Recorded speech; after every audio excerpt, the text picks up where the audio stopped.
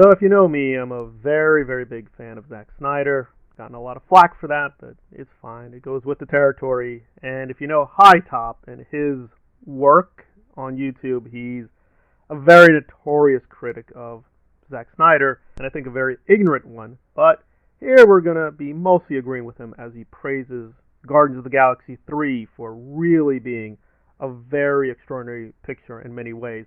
But we'll disagree why it is exceptional.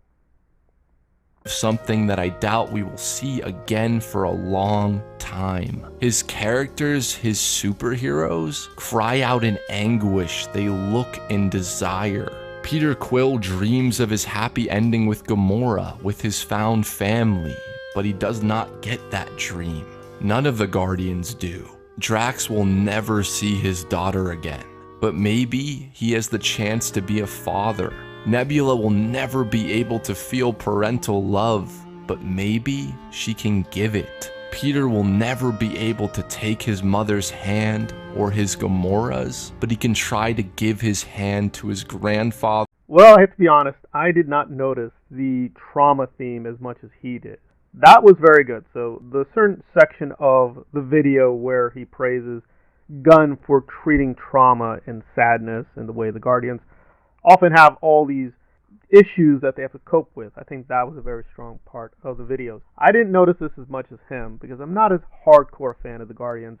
I know some people think the entire trilogy is really, really great and it stands out from the other Marvel films. I don't agree. I actually didn't like either Volume 1 or Volume 2.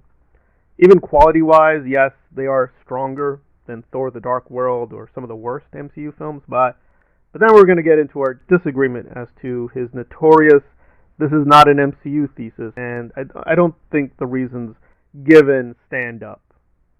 Fans will say Marvel is back, but James Gunn has always been here. The year after Thor: The Dark World, Guardians 1 came out. The year before Ant-Man 2, he made a more intimate, soulful sequel with Guardians 2. I know we, especially me, like to blame the corporate machine for rushing and commanding indie filmmakers to rush out cheap-looking, undercooked nonsense, but James has somehow always managed to work within that and avoid the pitfalls of it by sticking to his guns. The first scene in the Guardians trilogy is... Well, if he's saying quality-wise, this is much stronger than Ant-Man 2, well, I agree. Guardians 3 is a lot better than Ant-Man 2, but still an MCU film. I think the issue here is not quality, but creativity. The Eternals, Multiverse of Madness, and Guardians 3, again, you can say many things about them and be very critical, but they're not satisfied with just doing the same old formula. They're really challenging you, whether with the genre, with the characters. They're really, really trying to force you to think a little bit harder about what it is to be a, quote, superhero film and how those films operate. And that's, I think, where Guardians 3 is very, very exceptional. It's not just satisfied to do the same old thing. They have okay action, they have okay comedy scenes, and they have okay music.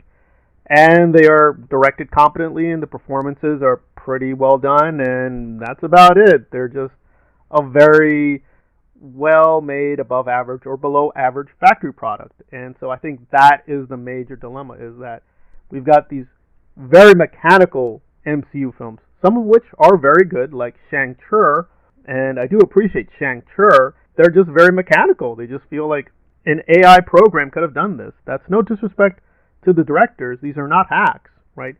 These are very creative people who did Ant-Man 3 and did Shang-Chi, but at the end of the day, they are following a formula, and an AI program, if sophisticated enough, could follow the formula. Like, okay, have action scene here, have joke here, have CGI monster show up at the end here, and that's about it. And give James Gunn credit, he doesn't settle for that. We're doing much more than that. So even though there is a climactic battle, there are a lot of jokes, it's the way he's doing it. It's a much more dynamic approach to the superhero genre, whereas a lot of Marvel films have fallen into this very, very mechanical formula. And so the quality suffers, yes, but in some cases the quality is fine, but still the pictures are just not very interesting emotively or spiritually. So I think Scorsese is wrong that all of these films are really, really not cinematic. But a lot of them do fail to be cinematic because they are just so mechanical. We just know what's going to happen. We know where things are going to go. And I think that is the real dilemma for Marvel, is it's not a, quote, quality issue as much as a mechanical versus creative kind of issue where are they really going to let directors and producers be more creative, or are they just going to keep following the formula over and over again? And they have allowed a little bit of creativity with Multiverse of Madness and now Guardians and Eternals and a few other things.